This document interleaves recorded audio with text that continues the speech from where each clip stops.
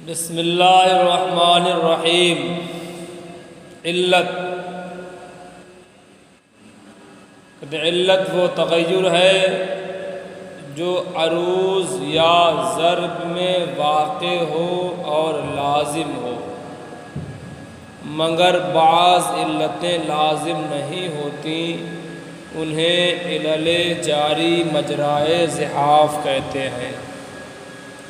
جو علتیں لازم نہیں ہوتی اور جاری مجرائے زحاف کہلاتی ہیں، ان کا بیان بھی آگے آئے گا۔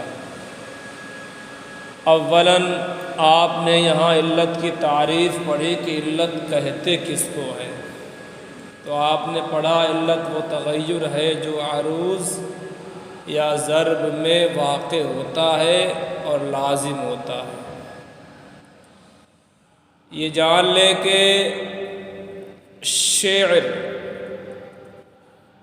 ایک شعر میں دو مصرع ہوتے ہیں۔ ایک شعر دو مصرع پر منقسم ہوتا ہے، جیسے جہاں بانی عطا کر دے بھری جنت ہبا کر دے، ایک مصرع نبی مختار کل ہیں جس کو جو چاہے عطا کر دے، دوسرا مصرع، تو کل ملا کے ایک شعر ہو گیا۔ پہلے مصرع کو صدر کہتے ہیں، صدر، صاد دال را، صدر۔ شعر کے پہلے مصرع کو صدر کہتے ہیں، اور شعر کے دوسرے مصرع کو عجز، عجز، عین جیم ز، عجز کہتے ہیں۔ عجز۔ تو دو باتیں آپ نے جانی کہ شعر دو مصرعوں پر منقسم ہوتا ہے، پہلے مصرع کو صدر کہا جاتا ہے، دوسرے مصرع کو عجز کہا جاتا ہے۔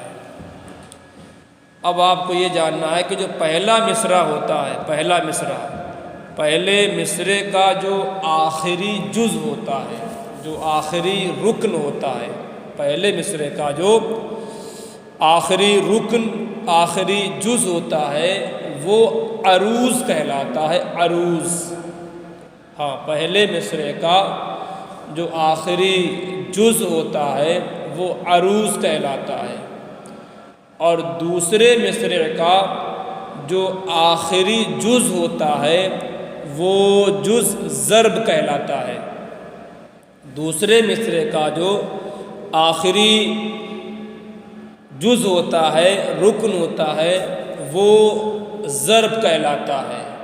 پہلے مصرع میں جو آخری رکن ہے جسے عروض کہا جاتا ہے، اس عروض سے پہلے جو اور اجزاء ہوتے ہیں وہ، اور دوسرے مصرع میں جو آخری جز ہے اس سے پہلے جو اجزاء ہوتے ہیں وہ تمام کے تمام حشو کہلاتے ہیں۔ حشو، ح شین واو، حشو۔ اب دیکھ لیں آپ، جہاں بانی عطا کر دے بھری جنت ہبا کر دے، نبی مختار کل ہے جس کو جو چاہے عطا کر دے۔ اس کے اجزاء مفاعیل، مفاعیل، مفاعیل، مفاعیل۔ ایک مصرع مفاعیل، مفاعیل، مفاعیل، مفاعیل، یہ دوسرا مصرع۔ تو کل 8 اجزاء آپ نے استعمال کیے۔ پہلا مصرع جو ہے جہاں بانی عطا کر دے بھری جنت ہبا کر دے، اس کے مقابل میں 4 جز آئے، مفاعیل، مفاعیل، مفاعیل، مفاعیل۔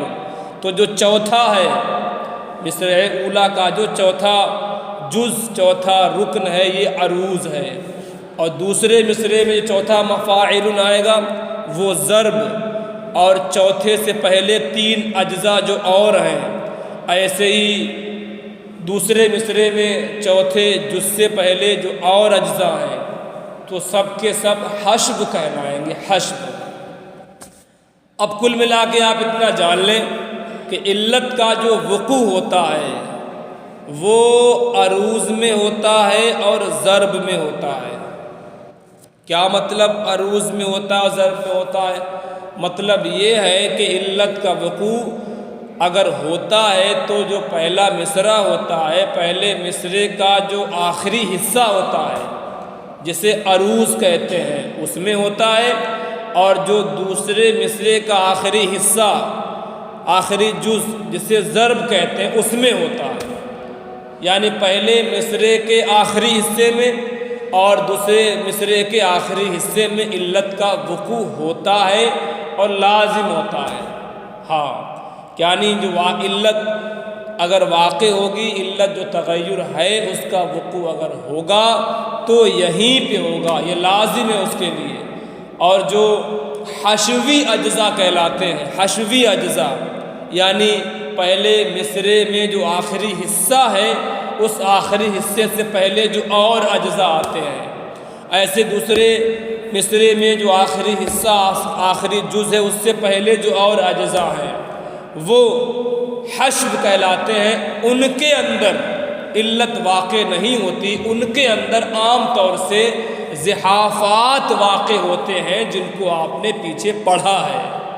ہاں، اب آسانی سے آپ عروض اور علت کو یوں سمجھ لیں کہ فعول مفاعیل فعول مفاعیل، ایک مصرع یہ ہو گیا، اور فعول مفاعیل فعول مفاعیل ایک مصرع یہ ہو گیا۔ کل ملا کے 8 جز آپ نے استعمال کیے، فعول مفاعیل فعول مفاعیل 4، پھر فعول مفاعیل فعول مفاعیل، پھر آپ نے 4 استعمال کیے، کل ملا کے 8 جز ہو گئے۔ ان 8 میں 4 بانٹ لیں آپ، جو پہلے 4 ہیں وہ ایک مصرع ہے، جو بعد میں 4 ہیں وہ ایک مصرع ہے، اور جو پہلے 4 ہیں ان میں جو چوتھا ہے وہ عروض ہے، اور جو دوسرے 4 ہیں ان میں جو چوتھا ہے وہ ضرب ہے، اور انہی عروض اور ضرب میں علت واقع ہوتی ہے۔ ہاں، اور جو حشوی اجزاء ہیں، پہلے مصرعے میں جو چوتھا ہے اس چوتھے سے پہلے جو 3 اور اجزاء ہیں، رکن ہیں، ایسے دوسرے مصرعے میں جو 4 ہیں ان میں چوتھے سے پہلے جو 3 اجزاء ہیں یہ سب کے سب حشو کہلاتے ہیں، حشوی اجزاء کہلاتے ہیں۔ ان حشوی اجزاء کے اندر عام طور سے زحافات مفردہ یا مرکبہ واقع ہوتے ہیں، اور جو عروض اور ضرب کہلاتے ہیں جو اجزاء، ان کے اندر عام طور سے وقوع علت کا ہوتا ہے، اور اسی کے لیے وہ خاص اور لازم ہے۔ علت 2 طرح کی ہے، ایک علت زیادت ہے، ایک علت نقص ہے۔ علت زیادت کا مطلب یہ ہوتا ہے کہ جو اصل جز ہے، جو اصل کلمہ ہے، جو اصل رکن ہے، اس پر 1-2 حرف بڑھا دینا، یہ علت زیادت کا مطلب ہوتا ہے۔ علت نقص کا مطلب یہ ہے کہ جو اصل جز ہے، جو اصل رکن ہے، ہاں اس میں سے حروف یا حرف یا حرفوں کو کم کر دینا۔ ہر ایک کو آپ دیکھ لیں، اب امید ہے بات سمجھ میں آ گئی ہوگی۔ علت وہ تغیر ہے جو عروض یا ضرب میں واقع ہو اور لازم ہو، ہاں، مگر بعض علتیں لازم نہیں ہوتی۔ جو علتیں لازم نہیں ہوتی انہیں علل جاری مجرائے زحاف کہتے ہیں، یعنی بعض علتیں ایسی ہوتی ہیں کہ وہ ضروری نہیں کہ وہ عروض یا ضرب میں ہی واقع ہوں، وہ کہیں بھی واقع ہو جاتی ہیں، تو ایسی علتوں کو زحاف کا قائم مقام مانا جاتا ہے۔ جس طرح سے زحاف کہیں بھی واقع ہو جاتا ہے، ہاں، تو ایسی علتوں کو جو لازم نہ ہوں، کس کے لیے؟ عروض و ضرب کے لیے، ہاں، بلکہ وہ حشوی اجزاء میں بھی واقع ہو جاتی ہیں، تو ایسی علتوں کو زحاف کا قائم مقام مانا گیا، یعنی وہ زحاف جیسی ہیں۔ ہاں، معلول وہ عروض یا ضرب جس میں علت واقع ہو، جس کے اندر جس عروض یا ضرب میں علت واقع ہو جائے وہ اب صحیح نہیں کہلائے گا، سالم نہیں کہلائے گا، بلکہ اسے معلول کہیں گے۔ صحیح جو علت سے محفوظ ہو، جس کے اندر جس عروض یا ضرب کے اندر کوئی علت واقع نہ ہوئی ہو، تو ایسے عروض یا ضرب کو ہم صحیح کہیں گے۔ علت کی 2 قسمیں ہیں، علت زیادت یہ 3 ہے، علت نقص یہ 9 ہے۔ نام ہی سے سمجھ میں آ رہا ہوگا کہ علت زیادت کا کیا مطلب ہے اور علت نقص کا کیا مطلب ہے۔ ایک جگہ زیادت ہے، ایک جگہ نقص ہے۔ نقص کا معنی کمی، کم کرنا، اور زیادت کا معنی بڑھانا، بڑھوتری۔ تو تو جو علتیں زیادت ہیں ان میں اصل جز اصل رکن پر ایک دو حرف کو بڑھایا جاتا ہے، اور جو علت نقص ہے ان میں اصل اجزاء سے اصل جز سے حروف کو کم کیا جاتا ہے۔ علل زیادت 3 ہے۔ نمبر 1 ترفیل۔ ترفیل کسے کہتے ہیں؟ کہتے ہیں جس رکن کے آخر میں وتد مجموع ہو۔ اب وتد مجموع کسے کہتے ہیں بار بار بتانے کی ضرورت نہیں ہے۔ ترفیل جس رکن کے آخر میں وتد مجموع ہو اس پر ایک سبب خفیف بڑھانا، اس پر ایک سبب خفیف بڑھانا، یہ ترفیل کہلاتا ہے۔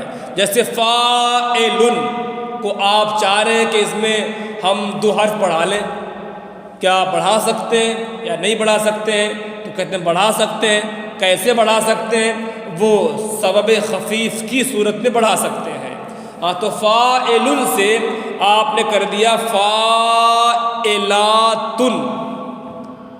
فاعل کی جگہ پہ آیا فاعلا، علن کی جگہ الا، علن وتد مجموع ہے، ایسے ہی الا یہ بھی کیا ہے وتد مجموع ہے۔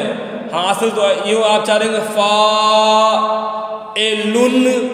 تن، اصل اس کی یہ ہوگی فاعلن تن۔ جب آپ سبب خفیف بڑھائیں گے کس پر؟ فاعلن پہ، تو اصل کیا ہوگی فاعلن تن، یہ اصل ہوگی۔ مگر کیونکہ یہ غیر مانوس ہے اس طرح سے استعمال نہیں کرتے ہیں تو علن کی جگہ لے آئیں گے الا اور تن بڑھا دیں گے، ہو جائے گا فاعلاتن۔ تو ہو گیا فاعل سے فاعلاتن۔ اس طرح کی زیادتی کو ترفیل کہتے ہیں۔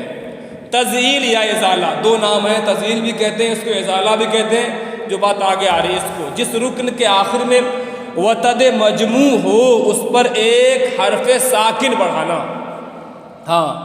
ایسا رکن کہ اس کے آخر میں وتد مجموع ہے اور آپ کو ضرورت پڑ گئی کہ ایک حرف بڑھا دیا جائے، حرف ساکن بڑھا دیا جائے، تو آپ ایسا کر سکتے ہیں، بڑھا سکتے ہیں۔ تو ہوگا کیا فاعلن ہے، فاعلن سے فاعلان کر دیں آپ، فاعلان۔ تو فاعلن ہے، علن کی جگہ آپ الا لائیں گے اور آپ آخر میں ایک نون بڑھا دیا آپ نے، ساکن ہے فاعلان۔ اس طرح کی زیادتی کو تزئیل یا ازالہ کہتے ہیں۔ نمبر 3 تسبیغ یا اسباغ۔ تسبیغ بھی کہتے ہیں، اسباغ بھی کہتے ہیں، اس کو جو بات آ رہی ہے اس کو۔ جس رکن کے آخر میں سبب خفیف ہو اس پر ایک حرف ساکن بڑھانا، حرف ساکن بڑھانا۔ جیسے فاعلاتن سے فاعلاتان۔ فاعلاتن، تن سبب خفیف ہے، اس کے بعد آپ کو بڑھانا حرف ساکن، تو آپ فاعلاتن کے بعد ایسے بڑھا نہیں پائیں گے کچھ، آپ بڑھائیں گے تو آپ کو کیا کرنا پڑے گا؟ جو فاعلاتن کا نون ہے اس کو آپ حرکت دینا پڑے گی، فاعلاتن کریں یا فاعلاتن کچھ بھی کریں، حرکت دینا پڑے گی آپ کو۔ اگر ایسے رکھے تو کیا کریں گے؟ فاعلاتن، تن جو ہے اسے تا کر دیں گے، تا الف زبر تا، اور الف کے بعد عام طور سے ساکن آ جاتا ہے، تو فاعلاتن سے فاعلاتان ہو جائے گا، تن کی جگہ تا آ گیا، اس کے بعد حرف ساکن بڑھ گیا۔ تو یہ 3 چیزیں آپ نے پڑھی، ترفیل، تزئیل، اسباغ یا تسبیغ۔ ان تینوں میں کیا دیکھا آپ نے کہ جو اصل جز ہے اس پر 1 یا 2 حرف کی زیادتی ہوئی ہے، بڑھایا گیا ہے۔ اس طرح کی علت کو علت زیادت، علل زیادت کہا جاتا ہے۔ جن اجزاء میں یہ علل واقع ہوں ان کو مرفل، مزیل، مسبغ کہتے ہیں۔ ترفیل واقع ہو مرفل کہیں گے، تزئیل واقع ہو مزیل کہیں گے، تسبیغ واقع ہو تو مسبغ کہیں گے۔ اچھا، عام طور سے ان علل زیادت کا وقوع کون سی ضرب میں ہوتا ہے؟ تو کہتے ہیں علل زیادت کا وقوع صرف بحر مجزو کی ضرب میں ہوتا ہے تاکہ اس کی کمی کا عوض ہو۔ اب بحر مجزو کسے کہتے ہیں تو ابھی اگلے صفحے پہ بات آ رہی ہے اور وہاں آپ جان لیں گے۔ آج جو پڑھایا گیا اسے قاعدے سے یاد کر لیجئے گا اور اور آنے والے ہفتے کو سنا دیجیے گا، کل انشاء بنا کے لائیے گا۔